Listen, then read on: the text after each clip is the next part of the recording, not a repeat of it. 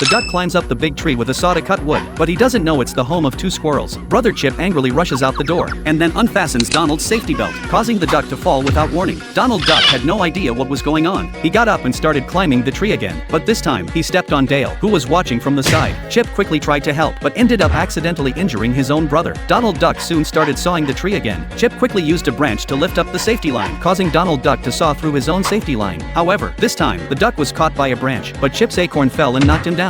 Donald Duck didn't notice anything wrong until his feet hit the ground. The duck angrily kicked the tree, but only ended up making his foot hurt even more. Seeing the duck leave, the squirrels thought they had won, but in the next second, Donald Duck upgraded his gear and climbed back up. The squirrels only moved the chain up by an inch. When Donald Duck successfully cut through the tree, he brought disaster upon himself. As he climbed back up from the ground, he heard the squirrels' laughter. So, he quickly climbed up the tree to see what was going on. He saw both squirrels mimicking him and entertaining themselves. Seeing this, Donald Duck lost his temper. He immediately grabbed his saw to take revenge.